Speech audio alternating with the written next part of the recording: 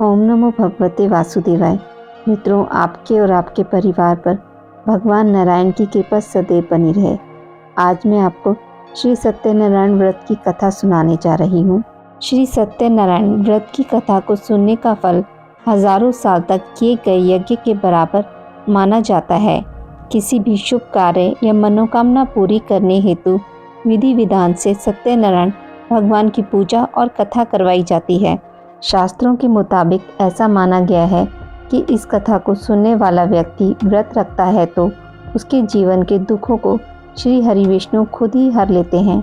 स्कंद पुराण के अनुसार भगवान सत्यनारायण श्री हरि विष्णु का ही दूसरा रूप हैं और इस कथा की महिमा को भगवान सत्यनारायण ने अपने मुख से देवऋषि नारद को बताया और सुनाया था। श्री सत्यनारायण भगवान व्रत कथा का पहला अध्याय। एक समय की बात है, नेशिरण्य तीर्थ में शौनक आदि 88,000 ऋषियों ने ऋषि सूत जी से पूछा, हे प्रभु, इस कलयुग में वेद विद्या रहित मनुष्य को प्रभु भक्ति किस प्रकार मिल सकती है तथा उनका उद्धार कैसे होगा। हे मुनि श्रेष्ठ, कोई ऐसा तप बताइए जिससे थोड़े समय में ही पुण्य मिले और मनवांछित फल भी मिल जाए। इस प्रकार की कथा सुनने की हम लोग इच्छा रखते हैं। सभी शास्त्रों के ज्ञाता सूत जी बोले, हे वैष्णवों में पूज्य, आप सभी ने प्राणियों के हित की बात पूछी है, इसलिए मैं एक ऐसे श्रेष्ठ और व्रत के बारे में आप लोगों को जरूर बताऊंगा जिसके बारे में नारद जी ने लक्ष्मी नारायण जी से पूछा था और लक्ष्मीपति श्री हरि ने नारद जी से कहा था। अब आप भी इसे सुनिए। एक समय की बात है, नारद जी दूसरों के हित की इच्छा के लिए अनेकों लोक में घूमते हुए मृत्यु लोक में जा पहुँचे। यहाँ उन्होंने अनेक योनियों में जन्मे सभी मनुष्यों को अपने कर्मों के अनुसार पीड़ा झेलते हुए देखा। उनका दुख देख नारद जी सोचने लगे कि ऐसा क्या किया जाए जिससे निश्चित रूप से मानव के दुखों का अंत हो जाए। इसी विचार पर मनन करते हुए वह विष्णु लोक में गए। वहाँ वह नारायण की स्तुति करने लगे और बोले, हे भगवान, आप अत्यंत शक्ति से संपन्न हैं, निर्गुण स्वरूप सृष्टि के कारण भक्तों के दुख को दूर करने वाले हैं, आपको मेरा प्रणाम। नारद जी की स्तुति सुन विष्णु भगवान बोले, मुनि श्रेष्ठ, आपके मन में क्या बात है, उसे निसंकोच कहो। इस पर नारद मुनि बोले कि मृत्यु लोक में अनेक योनियों में जन्मे मनुष्य अपने कर्मों के द्वारा अनेक दुखों से दुखी हो रहे हैं। हे प्रभु, आप तो ये बताइए कि वो मनुष्य थोड़े प्रयास से ही अपने दुखों से कैसे छुटकारा पा सकते हैं। तब श्री हरि बोले, हे नारद, मनुष्य की भलाई के लिए तुमने बहुत उत्तम प्रश्न पूछा है। स्वर्गलोक व मृत्युलोक दोनों में एक दुर्लभ उत्तम व्रत है जो पुण्य देने वाला है। आज प्रेमवश होकर मैं उसे तुमसे कहता हूँ। श्री सत्यनारायण भगवान का व्रत अच्छी तरह विधान पूर्वक करके मनुष्य तुरंत ही यहाँ सुख भोग कर मरने पर मोक्ष पाता है। श्री हरि के वचन सुन नारद जी बोले कि उस व्रत का फल क्या है प्रभु, और उसका विधान क्या है, यह किसने किया था, इस व्रत को किस दिन करना चाहिए, आप सब कुछ विस्तार से बताएं। नारद जी की बात सुनकर फिर श्री हरि बोले, दुख व शोक को दूर करने वाला, यह सभी स्थानों पर विजय दिलाने वाला है। मानव को भक्ति व श्रद्धा के साथ शाम को श्री सत्यनारायण की पूजा धर्मपरायण होकर ब्राह्मणों व बंधुओं के साथ करने से, साथ ही यथाशक्ति अनुसार भक्ति भाव से भगवान को भोग लगाएं, आरती गाएं और ब्राह्मणों सहित बंधु बांधवों को भी भोजन कराएं। उसके बाद स्वयं भोजन करें। कीर्तन भजन के साथ भगवान की भक्ति में लीन हो जाएं। इस तरह से सत्यनारायण भगवान का यह व्रत करने पर मनुष्य की सारी इच्छाएं निश्चित रूप से पूरी हो जाती हैं। इस कली काल अर्थात कलयुग में मृत्यु लोक में मोक्ष का यही एक सरल उपाय बताया गया है। श्री सत्यनारायण व्रत कथा का पहला अध्याय यहीं पर समाप्त होता है। श्री सत्यनारायण भगवान व्रत कथा का दूसरा अध्याय। सूत जी बोले, हे ऋषियों, जिसने पहले समय में इस व्रत को किया था उसका इतिहास कहता हूँ, ध्यान से सुनो। सुंदर काशी नगरी में एक अत्यंत निर्धन ब्राह्मण रहता था।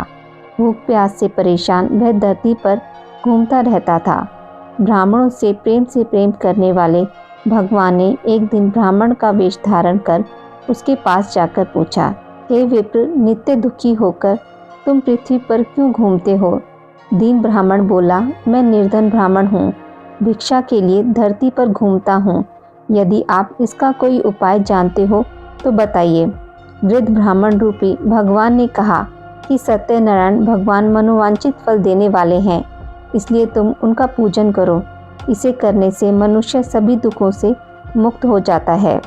वृद्ध ब्राह्मण बनकर आए सत्यनारायण भगवान उस निर्धन ब्राह्मण को व्रत का सारा विधान बताकर अंतर्ध्यान हो गए। अगले दिन सुबह उठने के साथ ही उस बूढ़े ब्राह्मण ने मन से संकल्प लिया कि सत्यनारायण का व्रत करूंगा, और फिर अपने नित्य कामों से फ्री होकर वह भिक्षा के लिए चल पड़ा। उस दिन उसे भिक्षा में बहुत सा धन प्राप्त हुआ। उसी धन से उसने परिवार के साथ भगवान सत्यनारायण की पूजा की, व्रत रखा। इस व्रत के करने के कुछ दिन बाद उसके सभी दुख और कष्ट दूर होने लगे और देखते ही देखते एक संपन्न और अनेक संपत्तियों का मालिक बन गया। तब हर महीने की पूर्णिमा के दिन वे ब्राह्मण सत्यनारायण की पूजा व व्रत करने लगा। इस प्रकार सत्यनारायण भगवान के इस व्रत को करके वह श्रेष्ठ ब्राह्मण सभी पापों और गरीबी से मुक्त हो गया और उसने एक दुर्लभ मोक्ष पद को प्राप्त किया। इस तरह से सत्यनारायण भगवान के व्रत को जो मनुष्य करेगा वह सभी प्रकार के पापों से छूटकर मोक्ष को प्राप्त होगा। जो मनुष्य इस व्रत को करेगा वह भी सभी दुखों से मुक्त हो जाएगा। सूत जी बोले कि इस तरह से नारद जी से नारायण जी का कहा हुआ श्री सत्यनारायण व्रत को मैंने तुमसे कहा है। विप्रो, अब और क्या कहूँ? ऋषि बोले, हे मुनिवर, संसार में उस विप्र से सुनकर और किस किस ने इस व्रत को किया, हम सब इस बात को सुनना चाहते हैं। इसके लिए हमारे मन में श्रद्धा का भाव है। सूत जी बोले, हे मुनियों, जिस जिसने इस व्रत को किया है वह सब सुनो। एक समय वही विप्र धन व ऐश्वर्य के अनुसार अपने बंधु बांधवों के साथ इस व्रत को करने को तैयार हुआ। उसी समय एक लकड़ी बेचने वाला बूढ़ा आदमी आया और लकड़ियां बाहर रखकर अंदर ब्राह्मण के घर में गया। प्यास से दुखी वह लकड़हारा उनको व्रत करता देख विप्र को नमस्कार कर पूछने लगा कि आप यह क्या कर रहे हैं तथा इसे करने से आपको क्या फल मिलेगा? कृपा करके मुझे भी बताइए। ब्राह्मण ने कहा कि सब मनोकामनाओं को पूरा करने वाला यह सत्यनारायण भगवान का व्रत है। इनकी कृपा से ही मेरे घर में धन धान्य आदि की वृद्धि हुई है। विप्र से सत्यनारायण व्रत के बारे में जानकर लकड़हारा बहुत प्रसन्न हुआ। चरणामृत लेकर व प्रसाद खाने के बाद वह अपने घर गया। लकड़हारे ने अपने मन में संकल्प किया कि आज लकड़ी बेचने से जो धन मिलेगा उसी से श्री सत्यनारायण भगवान का उत्तम व्रत करूंगा। मन में इस विचार को ले बूढ़ा आदमी सिर पर लकड़ियां रख उस नगर में बेचने गया, जहां उसे अपनी लकड़ियों का दाम पहले से 4 गुना अधिक मिला। बूढ़ा आदमी प्रसन्नता के साथ पैसे लेकर सत्यनारायण भगवान की मूर्ति और व्रत की अन्य सामग्रियां लेकर अपने घर गया। वहां उसने अपने परिवारजनों को बुलाकर विधि विधान से सत्यनारायण भगवान का पूजन और व्रत किया। इस व्रत के प्रभाव से वह बूढ़ा लकड़हारा धन पुत्र आदि से युक्त होकर संसार के समस्त सुख भोग अंत काल में वैकुंठ धाम चला गया। श्री सत्यनारायण व्रत कथा का 3रा अध्याय। सूत जी बोले, हे श्रेष्ठ मुनियों, अब आगे की कथा कहता हूँ। पहले समय में उल्कामुख नाम का एक बुद्धिमान राजा था। वह सत्यवक्ता और जितेंद्रिय था। प्रतिदिन देव स्थानों पर जाता और निर्धनों को धन देकर उनके कष्ट दूर करता था। उसकी पत्नी कमल के समान मुख वाली तथा सती साध्वी थी। भद्रशिला नदी के तट पर उन दोनों ने श्री सत्यनारायण भगवान का व्रत किया। उसी समय साधु नाम का एक वैश्य आया। उसके पास व्यापार के लिए बहुत सा धन भी था। राजा को व्रत करते देखकर वह विनय के साथ पूछने लगा, हे राजन, भक्ति भाव से पूर्ण होकर आप यह क्या कर रहे हैं? मैं सुनने की इच्छा रखता हूँ, तो आप कृपा करके मुझे बताइए। राजा बोला, मैं अपने बंधु बांधवों के साथ पुत्र आदि की प्राप्ति के लिए श्री सत्यनारायण भगवान का व्रत व पूजन कर रहा हूँ। राजा के वचन सुन साधु आदर से बोला, हे राजन, मुझे इस व्रत का सारा विधान कहिए, मैं भी इस व्रत को करूँगा। मेरी भी संतान नहीं है और इस व्रत को करने से निश्चित रूप से मुझे संतान की प्राप्ति होगी। राजा से व्रत का सारा विधान सुन व्यापार से निवृत्त होकर वह अपने घर गया। साधु ने अपनी पत्नी को संतान देने वाले इस व्रत का वर्णन कह सुनाया और कहा कि जब मेरी संतान होगी तब मैं इस व्रत को करूँगा। साधु ने इस तरह के वचन अपनी पत्नी लीलावती से कहे। एक दिन लीलावती पति के साथ आनंदित हो सांसारिक धर्म में प्रवृत्त होकर सत्यनारायण भगवान की कृपा से गर्भवती हो गई। 10वें महीने में उसके गर्भ से एक सुंदर कन्या ने जन्म लिया। माता पिता ने अपनी कन्या का नाम कलावती रखा। एक दिन कलावती की माँ लीलावती ने अपने पति को याद दिलाया कि आपने सत्यनारायण भगवान के जिस व्रत को करने का संकल्प किया था उसे करने का समय आ गया है, आप इस व्रत को करिए। साधु बोला कि हे प्रिय, इस व्रत को मैं उसके विवाह पर करूँगा। इस प्रकार अपनी पत्नी को आश्वासन देकर वह नगर को चला गया। साधु ने एक बार नगर में अपनी कन्या को सखियों के साथ देखा तो उसे लगा कि उसकी कन्या अब विवाह योग्य हो गई है और उसने कन्या के योग्य वर ढूंढना शुरू कर दिया।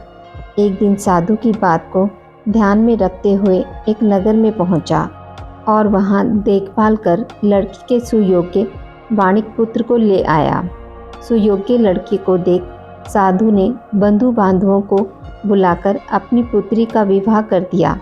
लेकिन दुर्भाग्य की बात यह है कि साधु ने अभी भी श्री सत्यनारायण भगवान का व्रत नहीं किया।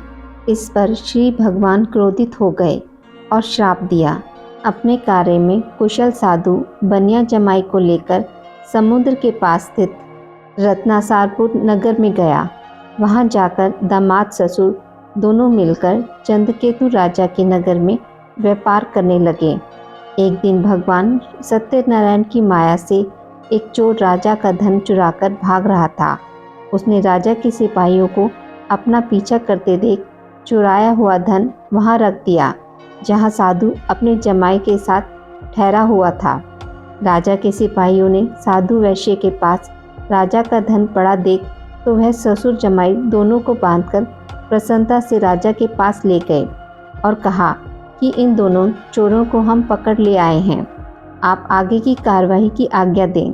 राजा की आज्ञा से उन दोनों को कठिन कारावास में डाल दिया गया और उनका सारा धन भी उनसे छीन लिया गया। श्री सत्यनारायण भगवान के श्राप से साधु की पत्नी भी बहुत दुखी हुई। घर में जो धन रखा था उसे चोर चुरा ले गए। लीलावती शारीरिक तथा मानसिक पीड़ाओं से युक्त भूख और प्यास से दुखी हो अन्न की चिंता में दर दर भटकने लगी। कलावती कन्या भी भोजन के लिए इधर उधर प्रतिदिन घूमने लगी। एक दिन भूख से पीड़ित कलावती एक के घर गई। वहां जाकर उसने श्री सत्यनारायण व्रत पूजन को देखा।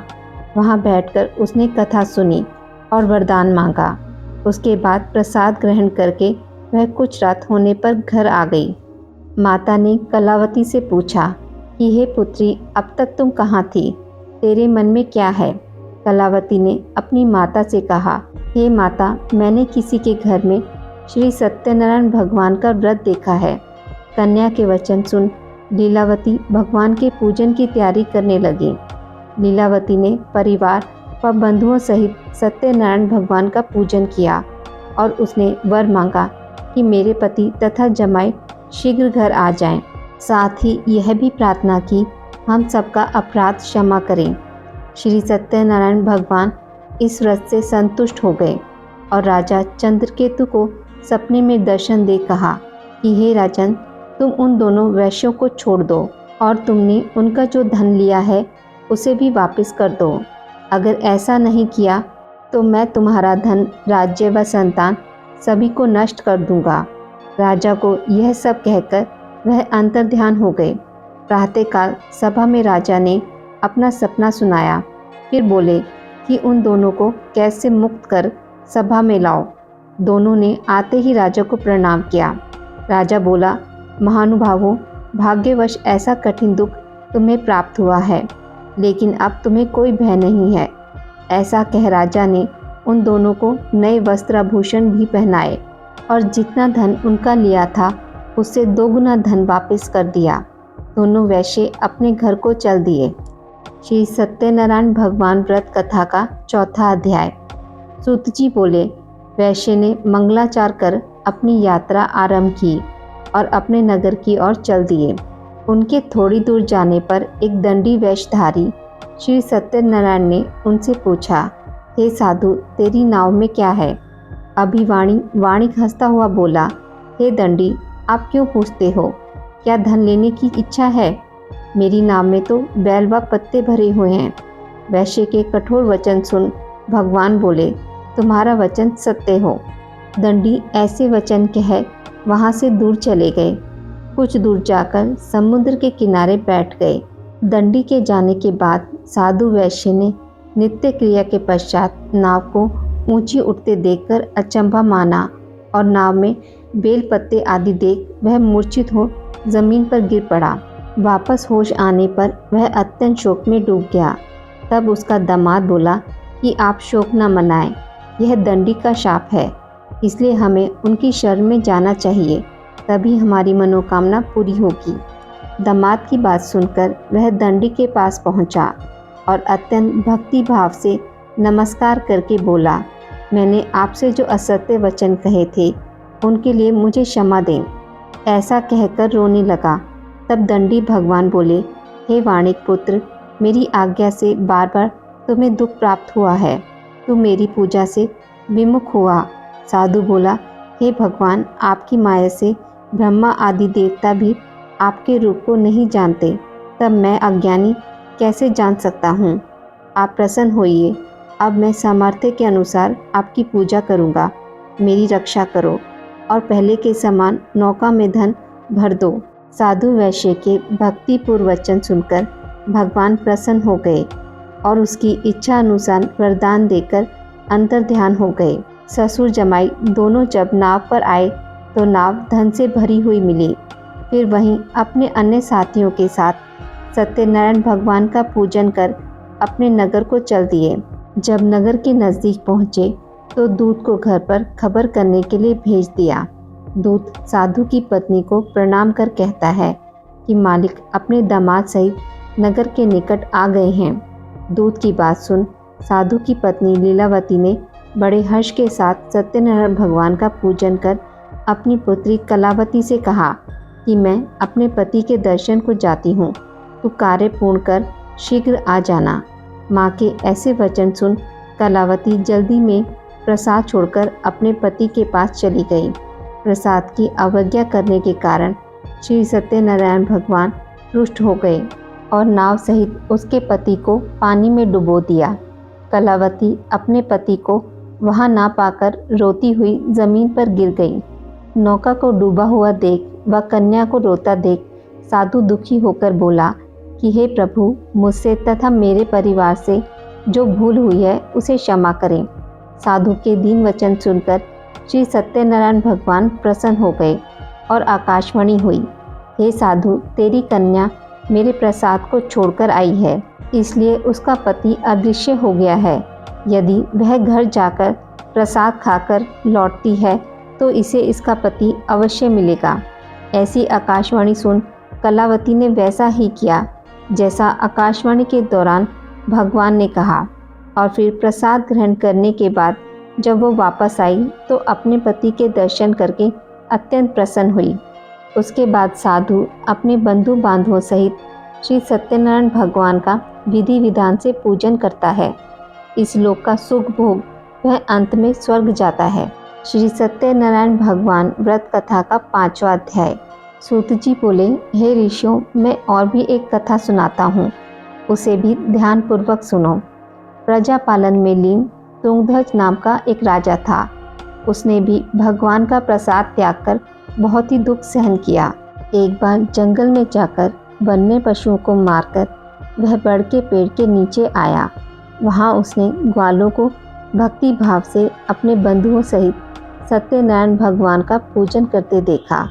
अभिमानवश राजा उन्हें देखकर भी पूजा स्थान में नहीं गया और न ही उसने भगवान को प्रणाम किया। ग्वालों ने राजा को प्रसाद दिया, लेकिन उसने यह भी प्रसाद नहीं खाया और प्रसाद को वहीं छोड़कर वह अपने नगर को चला गया। जब वह नगर में पहुंचा तो वहां सब कुछ तहस नहस हुआ पाया तो वह शीघ्र ही समझ गया कि यह सब भगवान के अनादर का परिणाम है। वह दोबारा ग्वालों के पास पहुंचा और विधि पूर्वक पूजा करके प्रसाद खाया तो श्री सत्यनारायण भगवान की कृपा से सब पहले जैसा हो गया। दीर्घकाल तक सुख भोगने के बाद मरणोपरांत उसे स्वर्गलोक की प्राप्ति हुई।